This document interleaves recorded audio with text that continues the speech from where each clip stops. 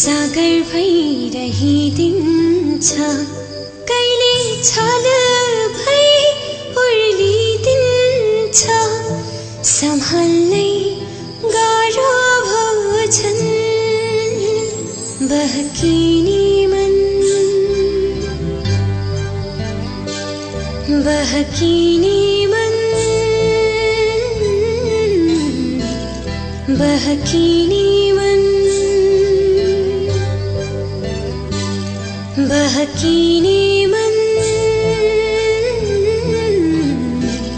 बहकिने मन।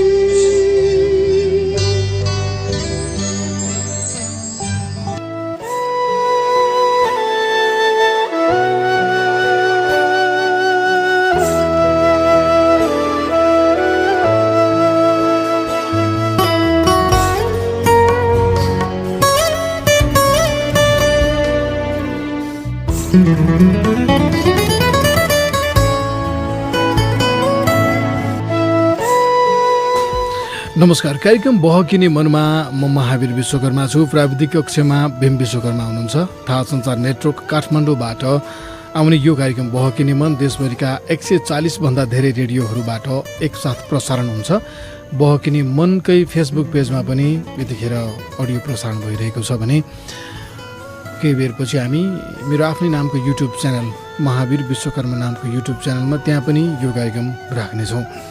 रेडियो ओखलढुङ्गाबाट कार्यक्रम प्रसारण भइरहेको जानकारी अघिल्लो हप्ता कार्यक्रम सकिसकेपछि मलाई प्राप्त भएको थियो। यसै गरी डियर एक्स भन्ने एउटा उपन्यास कार्यक्रमको नाममा प्राप्त भएको छ। कौशिक नवराज हुनुहुन्छ यो उपन्यासका लेखक। उहाँले रेडियोमै आएर यो उपन्यास छोड्नु भएको रहेछ। डियर एक्स कौशिक नवराजले लेख्नु भएको उपन्यास हो। सिमल बुक पब्लिकेसनले यसलाई बजारमा लिएर आएको छ। यसको मूल्य 579 निर्धारण गरिएको छ। डियर एक्स यो किताब मैले पढ्न चाहिँ पाएको छैन, रेडियोबाट मैले बल्ल आज लिएँ। डियर एक्स भन्ने यो किताब प्रेममै आधारित जस्तो लाग्छ। यसको कभर हेर्दाखेरि पनि र नाम पनि डियर एक्स भनेपछि त्यही नै लाग्छ। कौशिक नवराजले लेख्नु भएको हो यो किताब। बहकिने मनको नाममा प्राप्त भएको यो उपन्यासको बारेमा यति जानकारी दिएँ। म आज चाहिँ एउटा कथा भन्छु। भानु बोकिमले लेख्नु भएको कथा, त्यसपछि जिन्दगी शीर्षकको कथा छ। यो कथा केही बेर लगाएर भन्छु अनि त्यसपछि साताको 6 मुक्तक अनि फोनमा तपाईँको मुक्तक, त्यतातर्फ लागौँला। अहिले चाहिँ भानु बोकिमले लेख्नु भएको कथा, त्यसपछि जिन्दगी पढ्न सुरु गर्छु।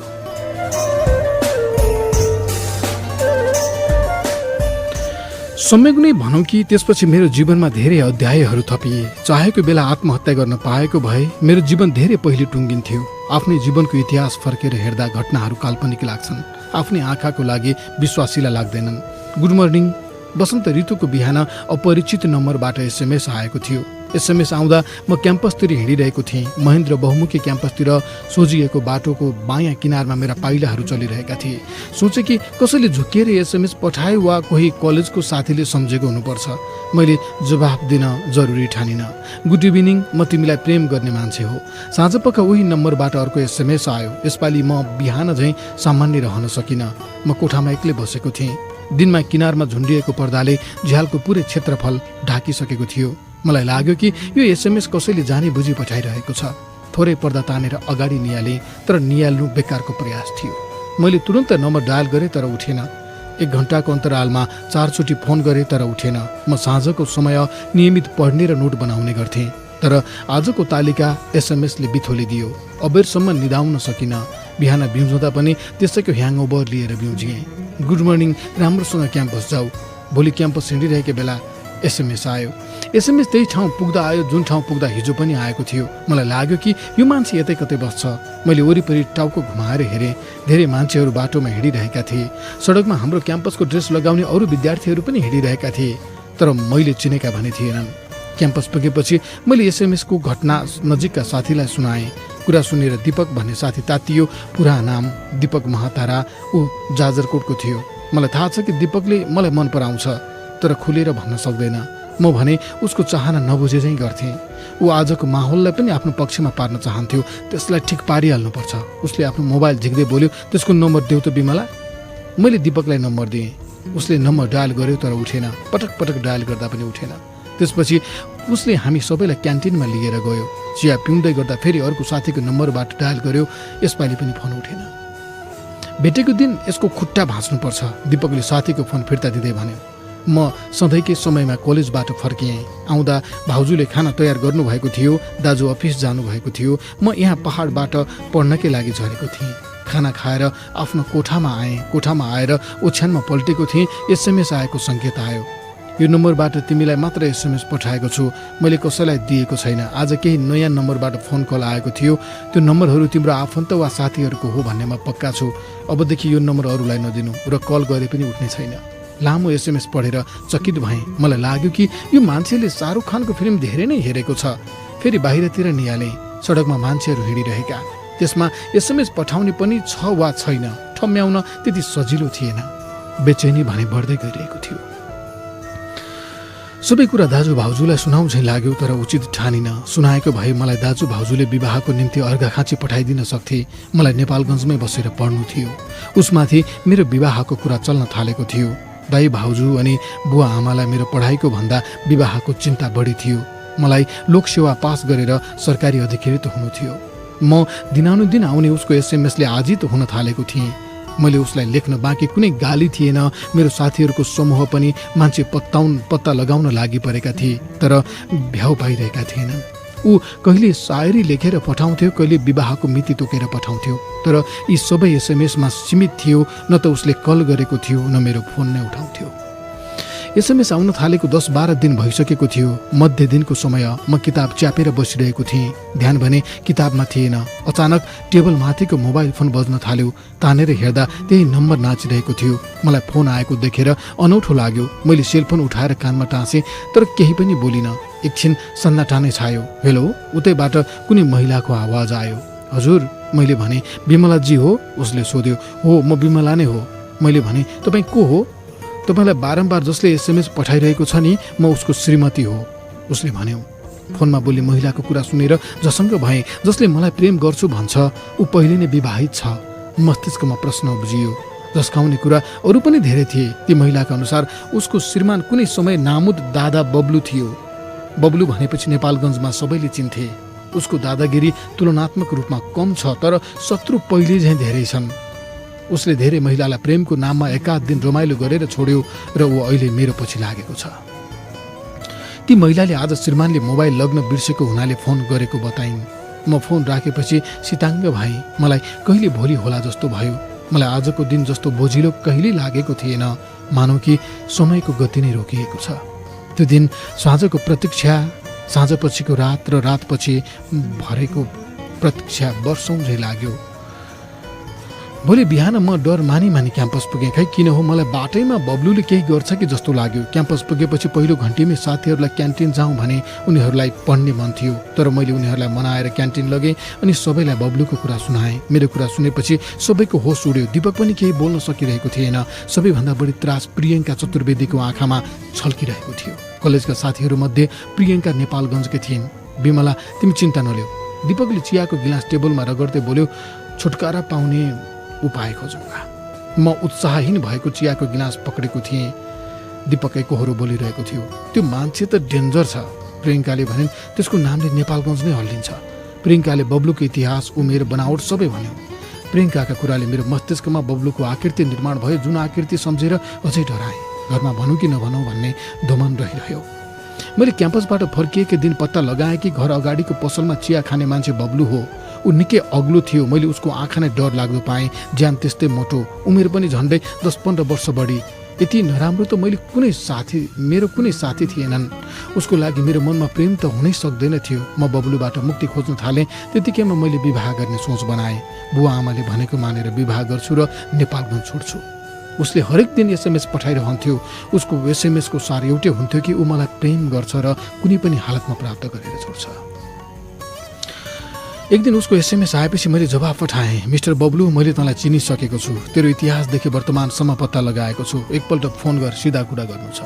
एकैछिनमा फोन बज्न थाल्यो। केही समय मोबाइल स्क्रिनमा उसको नम्बर नाचेको हेरिरहेँ अनि उठाएर भने, तैँले खोजेको के हो? किन रिसाएको? म त तिमीलाई प्रेम गर्छु। गर्छस् प्रेम? मैले रिसाउँदै भने आजसम्म कतिजनाको जिन्दगी बर्बाद पारिस्? अरूको कुरा छोड, म तिमीलाई प्यार गर्छु, बढ्ता कुरा नगर। मैले भने मलाई पनि अरू केटी जस्तो ठानिस् होला, अरू जस्तो नठान, तेरो खुट्टा भाँचेर खोलामा फालिदिन्छु। खोलामा फालिदिने? उसको पनि आवाज अलि ठुलो भयो। अहिलेसम्म त मलाई चिनिसक्यो होला। मैले चाहेँ भने तिमीलाई घसिटेर ल्याउन सक्छु। के रे के? मैले रिसाउँदै भने। आवाज कम गर। उसले भने मलाई थाहा छ तिम्रो विवाह हुने कुरा छ, तर सम्झिनु कि यो बब्लु बाहेक अरूसँग तिम्रो विवाह हुँदैन। भइहालेछ भने सम्झिनु कि तिम्रो दुलाहाको तस्बिरमा चाँडै नै फुलको हार चढाउनुपर्छ। उसले फोन राख्यो। म पसिनै पसिना भएको थिएँ। झ्यालबाट बाहिर निहालेँ तर उसलाई देखिनँ। मेरो दिमाग फनफनी घुमिरहेको थियो। घुमिरहेको दिमागले केही सोच्न भ्याएन। आफूलाई शीतल दिलाउन पर्खालमा अडिएको पङ्खाको स्विच दापेँ। कोठाको मध्य भागमा झुन्डिएको पङ्खा पनि दिमाग झैँ फनफनी घुम्न थाले। एउटा मात्र उपाय देखेँ कि अब मैले नेपालगञ्ज छोडेर जानुपर्छ। त्यसैले बुवालाई फोन गरेर विवाह गर्न राजी छु भने। केही दिनमा केटा मिलेको छ भनेर घरबाट खबर आयो। म अर्घाखाँची फर्किने तर्खरमा थिएँ। रहर त थिएन, तर विवाह नै मेरो लागि उत्तम विकल्प थियो। श्रीमानले पढ्न दिएछन् भने पढौँला, नत्र गृहिणी भएर बसौँला भन्ने योजना थियो। मनमा कुरा खेलाउँदै म प्रियङ्काको घरतिर गइरहेको थिएँ। हिँडिरहेको बेला अचानक कसैले मेरो बाटो रोक्यो। त्यहाँ बब्लु थियो। उसलाई देख्ने बित्तिकै मेरो शरीरमा कम्पन सुरु भयो। विमला, राम्रोसँग सम्झाएको कुरा बुझिरहेको छैनौ? उसले भन्यो, तिमी मेरो बाहेक अरू कसैको हुन सक्दैनौ। तैँले सक्ने तँ गर, मैले सक्ने म गर्छु। मेरो बाटो छोड। साहस बटुलेर बोले, तर भित्रभित्र काँपिरहेको थिएँ। म भित्रको डर बब्लुले नदेखोस् भनेर त्यहाँबाट हिँडिहालेँ। उसले लखेट्छ कि भन्ने डर लाग्यो, तर लखेटे पनि बाटामा अरू पनि मान्छे हुनाले केही गर्न सक्दैन भन्ने लाग्यो। म पछाडि नफर्की अघि बढिरहेँ। प्रियङ्काको घर पुगेर सबै कुरा भने। फिल्म हेर नजाऊ, प्रियङ्काले भनी। बब्लुले पछ्याउँदै आउन सक्छ। खासमा आज हाम्रो फिल्म हेर्ने योजना थियो। प्रियङ्काको कुरा सही लाग्यो। फिल्म हेर्ने योजना रद्द गरेर कोठामै बसिरह्यौँ। करिब 2 घण्टा जति बितेको थियो। दाइको फोन आयो। दाइको फोन देख्दा अचम्म लाग्यो। दिनको समयमा दाइले कहिले पनि फोन गर्नु हुँदैन थियो, त्यो पनि अफिस गएको बेला। त कहाँ छेस्? दाइको आवाजमा बेचैनी थियो। म साथीकोमा छु, मैले जवाब दिएँ। तुरुन्तै घर आइहाल त, कुरा गर्नु छ। हुन्छ दाइ, मैले भने। दाइको यो फोन सामान्य थिएन। म प्रियङ्काको घरबाट फर्किने तर्खरमा लागेँ। उनी बिपी चोकसम्म छोड्न आइन्। त्यहाँबाट म रिक्सा चढेर घरतिर लागेँ। घर आउँदा बैठक कोठामा दाइ भाउजूसँगै बसिरहेका थिए। उनीहरूको मनमा आधी होरी चलिरहेको छ भन्ने दाइ भाउजूको मुहारबाट ठम्म्याए। उनीहरू दिनको समय यसरी एकसाथ कहिले देखिन्न थिए। त्यसपछि अफिस बिदा नभई दाइ घर आउनु नै ठुलो रहस्य थियो। म धकमान्दै सामुन्ने गएर उभिएँ। तेरो गोरुको जत्रा फुटेका थिए? दाइ कड्किँदै बोल्नु भयो। दाइले बब्लुको कुरा थाहा पायो भन्ने ठम्म्याए, तर शान्त हुँदै बोले, के भयो दाइ? कोही केटा नपाएर गुन्डाको पछि लागिस्? दाइ अझ कड्किँदै बोल्नुभयो, म होइन, त्यो पछि लागेको हो। त्यसले खेदो गरिरहेको भए बुवाको नम्बर कसरी भेट्यो? दाइ अझ कड्किनु भयो, तैँले नि दिएको होस् बुवाको नम्बर त्यसलाई। दाइ एकहोरो कराउनु भयो अनि फनफनिँदै कोठाबाट बाहिरिनु भयो। मेरो कुरा केही सुन्नु भएन। तुलनात्मक रूपमा भाउजू शान्त हुनुहुन्थ्यो। मैले भाउजूलाई पनि त्यही कुरा दोहोऱ्याएँ जुन यथार्थ हो। नानी, त्यसले बुवा केटाको नम्बर कसरी पत्ता लगायो त? भाउजूले भन्नुभयो, त्यसले केटा र बुवा दुवैलाई धम्की दिइसक्यो रे। म 3-4 दिनदेखि विवाह हुने केटासँग कुरा गरिरहेको थिएँ। उसको नाम प्रकाश आचार्य हो। ऊ अहिले बुटोलमा बसेर काम गर्दैछ। हामी बीच राम्रै कुरा भइरहेको थियो। दुवैजनाले एक अर्कालाई फेसबुकमा साथी बनाएका थियौँ। तर बब्लुले उसको र बुवाको नम्बर कसरी पत्ता लगायो? यो चाहिँ मलाई पनि आश्चर्य लाग्यो। दाइलाई मैले नै ती नम्बरहरू बब्लुलाई उपलब्ध गराएँ भन्ने लागेको थियो। म आफ्नो कोठामा गएर बसेँ। केही सोच्नै सकिरहेको थिइनँ। मैले तुरुन्तै बब्लुलाई फोन लगाएँ। दोस्रो रिङमै उसले उठायो अनि सधैँ नरम आवाजमा भन्यो, हेलो विमला, त डाँकाको मैले के खाइदिएको थिएँ? म कड्किँदै भने, किन मेरो पछि लागेको छस्? विमला, म बाहेक तिम्रो कोही हुन सक्दैन। ऊ नरम भएर बोलिरहेको थियो। अनि एउटा कुरा, म तिमीलाई दुनियाँको सबै केटाले भन्दा बढी खुसी र सुख दिएर राख्छु। दिन्छ सुख? म कड्किँदै बोले, त कुकुरलाई कसरी ठिक पार्नुपर्छ मैले जानेको छु। मैले फोन राखेँ तर शान्त हुन सकिनँ। मलाई बब्लुसँग रिस उठिरहेको थियो अनि वास्तविक कुरा नबुझेकोमा दाइसँग चित्त दुखिरहेको थियो। दाइले त कुरा बुझेनन्। प्रकाशलाई भन्छु भन्ने लाग्यो। प्रकाशलाई धेरैचोटि फोन गर्दा पनि उठेन। फेसबुकमा म्यासेज गर्दा पनि जवाफ आएन। म निकै बेचैन थिएँ, तर सबैलाई सम्झाउन सक्छु भन्ने विश्वास भन्ने कायम थियो। साँझतिर प्रकाशको फोन आयो। मैले खुसी भएर उठाएँ। हेलो प्रकाश, किन फोन गरेको? उसले रुखो आवाजमा भन्यो, तपाईँलाई साँचो कुरा भन्नु थियो। मैले भने, तपाईँले सुनेको सबै सत्य होइन, साँचो कुरा बुझिसकेको छु। उसले कड्किँदै भने, मलाई त्यो गुन्डासँग सुतेको ज्यान चाहिएको छैन, त्यहीसँग मस्ती गर्दै हिँड्नु। त्यसपछि प्रकाशले फोन काटिहाल्यो। फोन राखेको भन्दा पनि उसले लगाएको आरोपले म आहत भएँ। मलाई लागेको थियो कि प्रकाशले मेरो कुरा बुझ्छ र मलाई साथ दिनेछ, तर मैले सोचे भन्दा उल्टो भयो। त्यसपछि मेरो अन्तिम आशा बुवासँग भयो।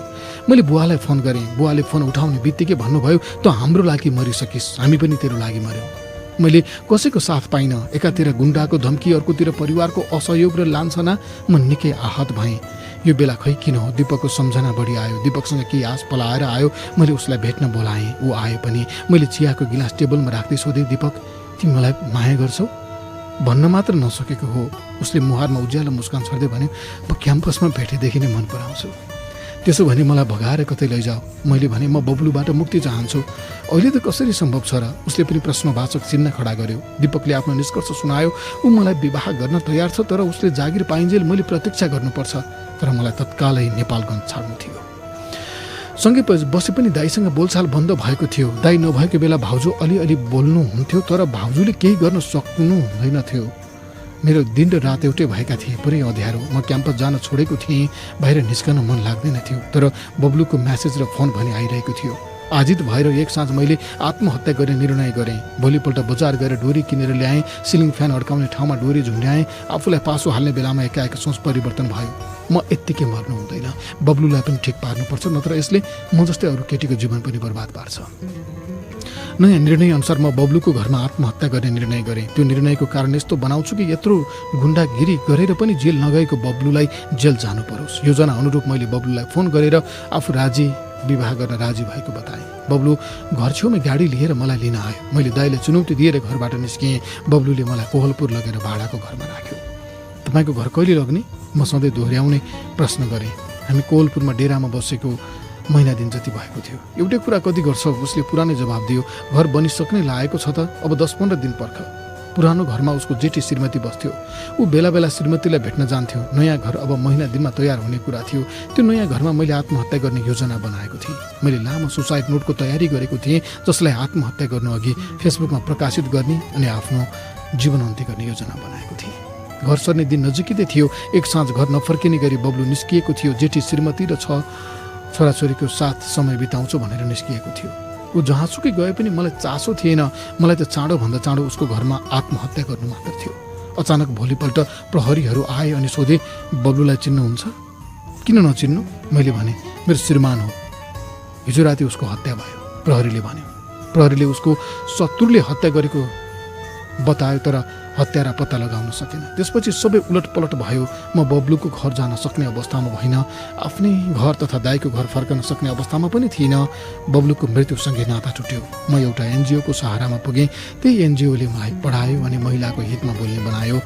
यतिका वर्ष बब्लुको हत्या रहस्यमय नै बनेर रह्यो।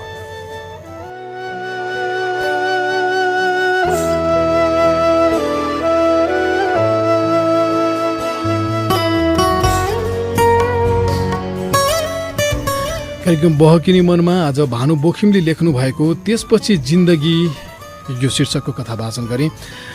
अब चाहिँ हामी फोन खुल्ला गर्छौँ भानु बोखिमको यो कथा पछि, र फोनमा आउनुहुने साथीहरूले मुक्तक भन्न सक्नुहुनेछ। महिला साथीहरू 0142686803 नम्बर डायल गरेर आउनुहोला। पुरुष साथीहरू 0142670279 नम्बर डायल गरेर आउनुहोला। यौनिक तथा लैङ्गिक अल्पसङ्ख्यक समुदायका साथीहरू यी 2 नम्बर मध्ये जुन नम्बर डायल गरेर आउनु भए पनि हुन्छ। 0142686803 या 0142670279। कार्यक्रम बहकिनी मन थाहा संसार नेटवर्क काठमाडौँबाट आउँछ। त्यसभरिका 140 भन्दा धेरै रेडियोहरूबाट एकैसाथ सोमबार बेलुकी 9:18 जति जाँदा फेसबुक पेजमा पनि तपाईँहरू यो कार्यक्रम देखेर सुनिरहनु भएको छ, रेडियोमा पनि सुनिरहनु भएको छ। केही बेरपछि युट्युबमा पनि राख्छौँ। महावीर विश्वकर्मा नामको युट्युब च्यानल छ, त्यहाँ पनि यो कार्यक्रम राख्छौँ। बहकिनी मनको सबै श्रृङ्खला त्यहाँ हुन्छ, त्यसैले सब्सक्राइब चाहिँ गर्नुहोला। लगभग 50,000 जति सब्सक्राइब पुग्न लागेको छ। त्यहाँ सब्सक्राइबर सङ्ख्या चाहिँ त्यो चाँडै पुगोस् भन्ने अपेक्षा हो। साताको 6 मुक्तक पढ्छु भीमजी, त्यसपछि अनि हामी फोन लिउँला है। साताको 6 मुक्तक यो चाहिँ बहकिनी मनको फेसबुक पेजमा हामीले स्टाटस राख्छौँ, बिहिबार राख्छौँ। प्रायः यो चोटि चाहिँ नभ्याएर शुक्रबार राखेका थियौँ। भुलिएछ योचोटि चाहिँ बिहिबार स्टाटस राख्ने कि, त्यही भएर शुक्रबार राखेको थिएँ। त्यहाँ प्राप्त मुक्तक मध्येबाट 6वटा मुक्तक हामी लिएर आउँछौँ। शर्मिला घरती मगर रोल्पाबाट हुनुहुन्छ, एकैछिन हुनुहुन्न है, गइसक्नु ठिक छ, भयो पनि एकछिन कुरौँ भन्न लागेको थिएँ, म फोन काटिसकेछु उहाँको।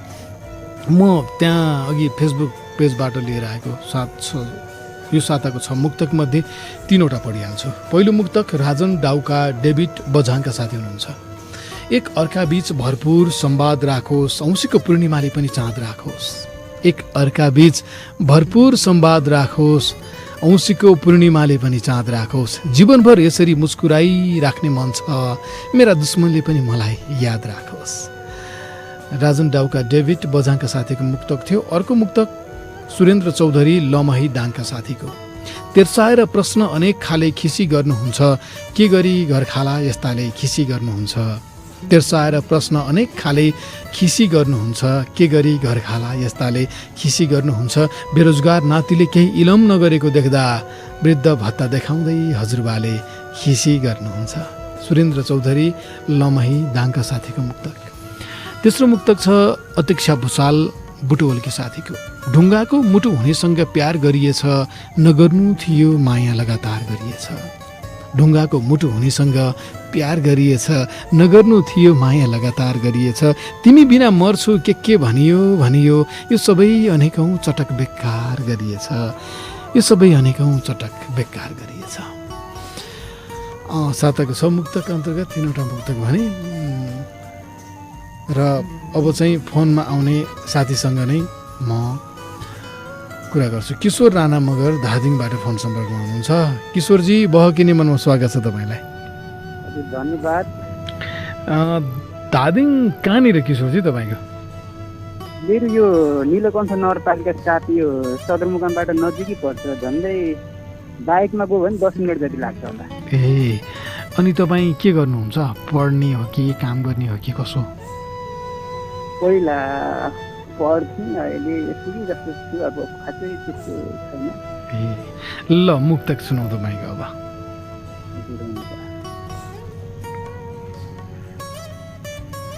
मलाई यस्तो पीर परेको छ, मलाई यस्तो पीर परेको छ, अनि यात्रामा भिड परेको छ। मलाई यस्तो पीर परेको छ, अनि यात्रामा भिड परेको छ। सधैँ हाँसी खुसी हुन्छु भनेको, तर के गर्नु सधैँ रुच्नु परेको छ। सधैँ हाँसी खुसी हुन्छु भनेको, तर के गर्नु सधैँ रुच्नु परेको छ। जिन्दगीमा सधैँ सधैँ पीर भयो भने, जिन्दगीमा सधैँ सधैँ पीर भयो भने, सम्म कहिले नभएर भिर भयो भने। जिन्दगीमा सधैँ सधैँ पीर भयो भने, सम्म कहिले नभएर भिर भयो भने। निराश लाग्छ जिन्दगीमा उदासीनता छाउँछ, निराश लाग्छ जिन्दगीमा उदासीनता छाउँछ। स्वतन्त्र हुनुपर्ने जन्जिर भयो भने, स्वतन्त्रता हुनुपर्ने जन्जिर भयो भने। छुट्टिन्छौँ है किशोरजी? हस्, नमस्ते। कार्यक्रम बहकिने मन सुनिरहनु भएको छ तपाईँ। अर्को साथीसँग कुरा गरिहाल्छु ढिलो नगरिकन। हेलो, नमस्ते। कहाँबाट को बोल्नुभयो?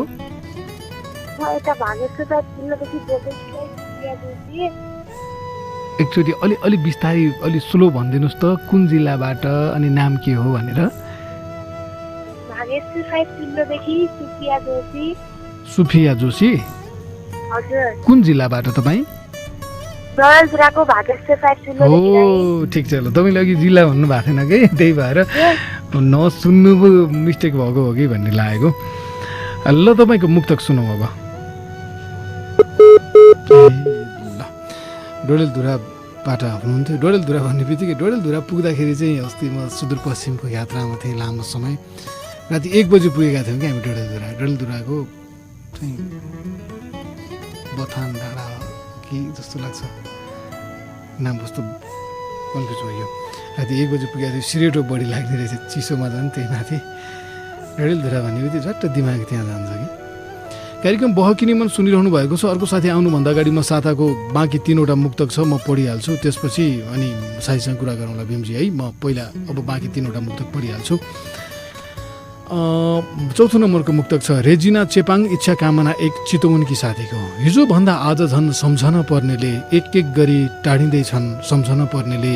हिजोभन्दा आज झन् सम्झन पर्नेले एक एक गरी टाढिँदैछन् सम्झन पर्नेले। आफू भने उनकै सम्झनाले पल पल मर्नुपर्छ तर एक पल पनि सम्झँदैनन् सम्झन पर्नेले। रेजिना चेपाङ इच्छा कामना एक चितवनकी साथी हुनुहुन्थ्यो। पाँचौँ मुक्तक तीनटा अघि पढिसकेको भएर चौथो र पाँचौँ भनेको यसले। पाँचौँ मुक्तक रमेश पोखरेल रेसुङ्गा नगरपालिका 6 गुल्मी हाल काठमाडौँ। तनसँग खेलिस यो मनसँग खेलिस चाल पाउला भनी बडो जतनसँग खेलिस। तनसँग खेलिस यो मनसँग खेलिस चाल पाउला भनी बडो जतनसँग खेलिस। म भने आफू हारी जिताइरहेँ सधैँ तँलाई। म भने आफू हारी जिताइरहेँ सधैँ तँलाई। घुमाई घुमाई मेरै सोझोपनसँग खेलिस। घुमाई घुमाई मेरै सोझोपनसँग खेलिस। रमेश पोखरेल रेसुङ्गा नगरपालिका 6 गुल्मी हाल काठमाडौँमा हुने साथीको मुक्तक थियो। छैठौँ मुक्तक छ अब सुनिता चौलागाई मण्डन देवपुर 5 काभ्रेकी साथीको। सोचिरहेछु किन कसरी हट्दै हटेन पिछा गरिरहन्छ सधैँभरि हट्दै हटेन। सोचिरहेछु किन कसरी हट्दै हटेन पिछा गरिरहन्छ सधैँभरि हट्दै हटेन। सुख पाउन सङ्घर्षमै जीवन सकिगयो गरिब बस्तीमा भोकमरी हट्दै हटेन। गरिब बस्तीमा भोकमरी हट्दै हटेन। साताको 6 मुक्तक यो साताको पढेर भ्याएँ मैले। साताको 6 मुक्तकमा पढ्ने साथीहरूले आगामी 4वटा प्रतिस्पर्धामा सहभागिता नजनाएर अरू साथीहरूलाई पालो दिनुपर्ने हुन्छ। अबको हप्ता त हामी अन्तर्वार्ता राख्छौँ 2 जना साथीहरूको 15-15वटा मुक्तक सुनाउने गरी 2 जना साथीहरू आउनुहुन्छ। अब त्यसपछिको श्रृङ्खलामा 4वटा प्रतिस्पर्धामा सहभागिता नजनाएर अरूलाई पालो दिनुपर्ने हुन्छ है। एकपटक साताको 6मा पर्ने साथीले चितवनबाट ज्ञानेन्द्रजी हुनुहुन्छ। ज्ञानेन्द्र चेपाङ हो चेताङ ए भीमजीले यहाँ लेखेर पठाउनु भएको छ CHTANG भनेर म सोध्छु उहाँसँग। ज्ञानेन्द्रजी बहकी निमनमा स्वागत छ तपाईँलाई। हजुर नमस्ते धन्यवाद। ज्ञानेन्द्र चेतङ हो तपाईँको? CHEPANG चेपाङ है। चितवन कहाँ हो तपाईँको घर? मेरो कान्छा नगरपालिका शक्तिखोर। ए शक्तिखोर भनेपछि माथि उतातिर कि हात्तीबाङ काउलीतिरै कता? हजुर हात्तीबाङ भन्दा अलि मुनि इच्छा कामना गाउँपालिका भयो हात्तीबाङ सिराइचोली लगभग त्यसको फेदी हाम्रो शक्तिखोर भन्ने चाहिँ फेदी। ए होइन म थाहा छ मेरो घर पनि चितवन नै हो नि त। त्यही भएर शक्तिखोर थाहा छ न माथिबाट बसाइ सरेर तल आउनु भयो कि भनेर। ए होइन हजुर मेरो पहिलेदेखि भनौँ न। ए ल ज्ञानेन्द्रजी मलाई खुसी लागेको छ ज्ञानेन्द्रजी किनभने चेपाङ समुदायबाट साथीहरूको सहभागिता हुँदाखेरि झन् बढी खुसी लाग्छ मलाई। म अलिक बढी सामाजिक विषयमा अलिक गम्भीर ढङ्गले लिने व्यक्ति भएर पनि होला म माथि आरोप पनि छ धेरैको चाहिँ है। फेरि खालि यो यस्तो कुरा गर्छ भनेर तर यो कुरा थियो यो अरूले के भन्छन् आलोचना गर्छन् भनेर हुँदैन। समाजमा दुःखहरू छ समाजमा विभेद छ उत्पीडन छ त्यसको विरुद्ध सचेत व्यक्तिले बोल्नै पर्छ। हामीलाई त के भयो भने अहिलेसम्म कोही बोल्दैनन् अनि यो सेलिब्रेटी भन्नेहरू चाहिँ नबोलेको देखेर यस्तो विषयमा त बोल्नु हुँदैन नि सेलिब्रेटीले भन्ने लाग्दो रहेछ क्या। तर यो त बोल्नुपर्छ झन् बढी बोल्नुपर्छ। अघि पनि मैले एकजना हुनुहुन्थ्यो हाम्रो रेजिना चेपाङजीको होइन त अघि मैले मुक्तक पढेँ हो। ल ज्ञानेन्द्रजी तपाईँ कतिमा पढ्दै हुनुहुन्छ कहाँ पढ्दै हुनुहुन्छ त्यो पनि भन्नुहोस् थोरै। हजुर म 37 स्मृतिमा मेरो ब्याचलरको अन्तिम वर्षको रहने। ए टाढीमा हो पढ्ने चाहिँ तपाईँ? हजुर हजुर। 37 स्मृति भन्ने बित्तिकै मेरो घर चाहिँ भण्डारा होइन। म पढेको चाहिँ बुद्ध शान्ति उच्च मावि भयो अहिले त पिप्लेमा गडौलीमा। हामी 60 सालमा एसएलसी दिन आउँदाखेरि चाहिँ भण्डाराबाट साइकल चलाएर आएको हो कि म 37 स्मृति चाहिँ। एसएलसी दिँदाखेरि बिहान साइकल चलाएर आउने इक्जाम दिने फेरि जाने होइन। त्यहाँ त कति किलोमिटर होला लगभग कति होला है 5-10 किलोमिटर जति होला है। आउजाउ त 20 नै हुन्थ्यो। 37 स्मृतिसँग चाहिँ त्यसरी जोडिएको छ कि मेरो पहिलो सम्बन्ध। ल ज्ञानेन्द्रजी मुक्तक सुनौँ अब तपाईँको। धर्म मात्रै होइन आस्था फेर्नु मुख्य कुरा हो सबैको हित गर्ने संस्था फेर्नु मुख्य कुरा हो। धर्म मात्रै होइन आस्था फेर्नु मुख्य कुरा हो सबैको हित गर्ने संस्था फेर्नु मुख्य कुरा हो। फेरि यो धेरै मन्त्रीहरू काम पुरानै दोहोरिरह्यो। धर्म मात्रै होइन आस्था फेर्नु मुख्य कुरा हो सबैको हित गर्ने संस्था फेर्नु मुख्य कुरा हो। फेरि यो धेरै मन्त्रीहरू काम पुरानै दोहोरिरह्यो। तसर्थ व्यक्ति होइन व्यवस्था फेर्नु मुख्य कुरा हो तसर्थ व्यक्ति होइन व्यवस्था फेर्नु मुख्य कुरा हो। जे भन्छन् त्यही टेरेर मात्रै हुन्न, जे भन्छन् त्यही टेरेर मात्रै हुन्न, बिग्रियो भनेर टुलु टुलु हेरेर मात्रै हुन्न, जे भन्छन् त्यही टेरेर मात्रै हुन्न, बिग्रियो भनेर टुलु टुलु हेरेर मात्रै हुन्न। तपाईँले बिल्कुल ठिक भन्नुभयो, व्यवस्थै फेर्नुपर्छ। तपाईँले बिल्कुल ठिक भन्नुभयो, व्यवस्थै फेर्नुपर्छ। पात्रमा सम्भावना देखेर पात्र फेरेर मात्रै हुन्न, पात्रमा सम्भावना देखेर पात्र फेरेर मात्रै हुन्न। नमस्कार ज्ञानेन्द्रजी, फेसबुकमा कुराकानी गर्दै गरौँ है हामी, ल? मेरो म्यासेज पठाउनु होला, म तपाईँसँग फेसबुकमा जोडिनु मन लागेको छ मलाई है। ल हुन्छ ल। ज्ञानेन्द्र हुनुहुन्थ्यो, ज्ञानेन्द्र चेपाङ चितवनबाट यतिखेर फोन सम्पर्कमा। 9:47 गइसकेको छ।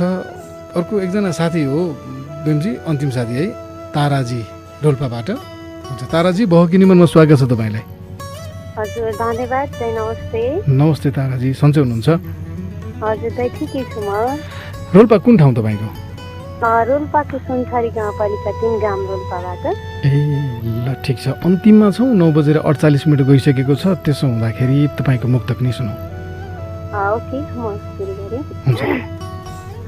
अहिलेसम्म सक्षम नभई डर लाग्दैछ, अहिलेसम्म सक्षम नभई डर लाग्दैछ, उसैसँग भागेर गई डर लाग्दैछ, अहिलेसम्म सक्षम नभई डर लाग्दैछ, उसैसँग भागेर गई डर लाग्दैछ। सोच्दैछु आज भाग्न त भागे सब थोक त्यागी, सोच्दैछु आज भाग्न त भागे सब थोक त्यागी, के हुने होला भोलि खै डर लाग्दैछ, के हुने होला भोलि खै डर लाग्दैछ। मनमा धेर थोर त डर हुन सक्छ, मनमा धेर थोर त डर हुन सक्छ, ठिकै त होला नि भन्ने भर हुन सक्छ। मनमा धेर थोर त डर हुन सक्छ, ठिकै त होला नि भन्ने भर हुन सक्छ। सचेत त हुनुपर्छ, नत्र दुःख पाइन्छ, किनभने यो उमेरमा बढी रहर हुन सक्छ, किनभने यो उमेरमा बढी रहर हुन सक्छ। नमस्कार, ल छुट्टिन्छौँ। हस्, 9:49 गएको छ। भीमजी भ्याए पनि एकजनासँग कुरा गरौँ है। कार्यक्रम बहकिनी मन सुनिरहनु भएको छ साथीहरू, फोन आइसक्यो, त्यसैले एकजना साथीसँग चाहिँ कुरा गर्न सक्छौँ हामी। बहकिनी मन थाहा संसार नेटवर्क काठमाडौँबाट सोमबार बेलुकी 9:18 जति जाँदाखेरि आउँछ देशभरिका 140 भन्दा धेरै रेडियोहरूबाट। अनि मेरो आफ्नो नामको युट्युब च्यानल छ महावीर विश्वकर्मा, त्यहाँ पनि हामी कार्यक्रम एकैछिनपछि कार्यक्रम सकेपछि अपलोड गर्छौँ। बहकिनी मनको फेसबुक पेजमा पनि लाइभ भइरहेको हुन्छ। बझाङबाट शिवजी हुनुहुन्छ फोन सम्पर्कमा। शिवजी, बहकिनी मनमा स्वागत छ तपाईँलाई। नमस्कार। नमस्ते। भीमजीले शिव मात्र लेख्नु भएको छ, तपाईँको लामो डिटेल नाम तपाईँ आफैले भनिदिनुहोस् न। म बझाङबाट शिवजी मण्डल बिन्दास।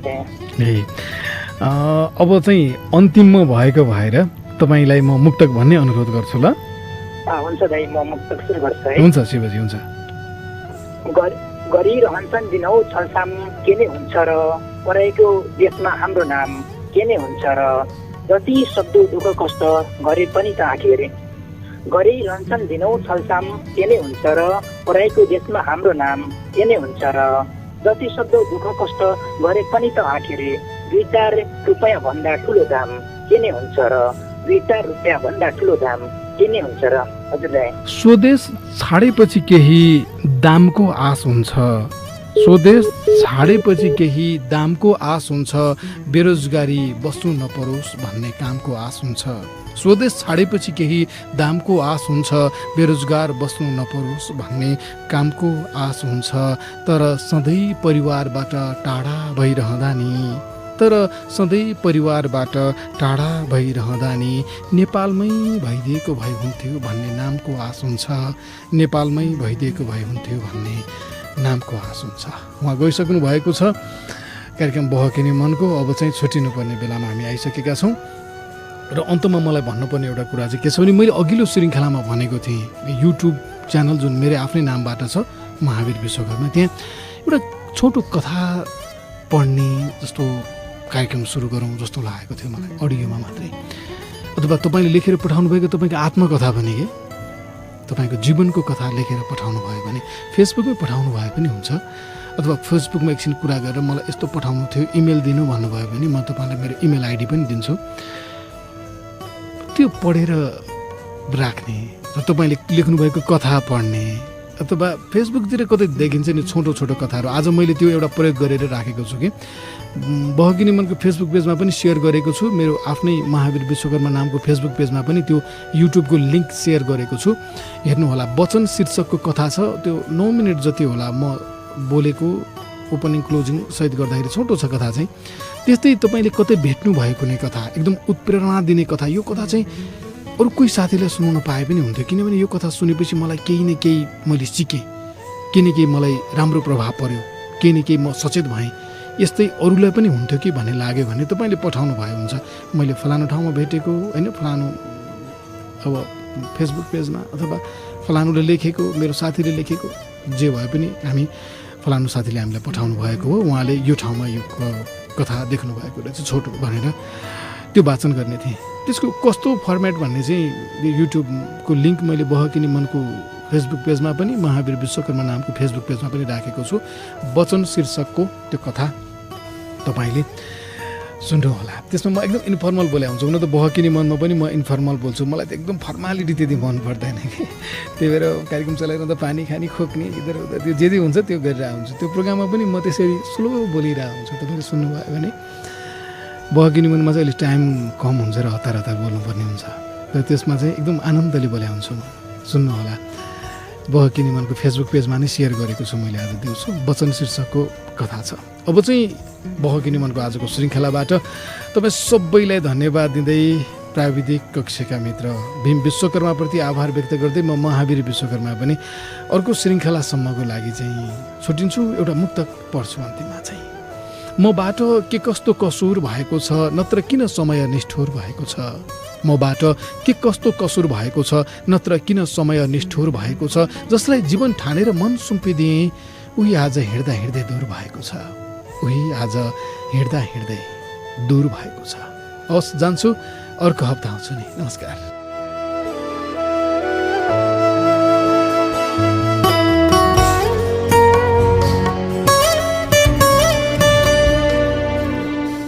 Thank you.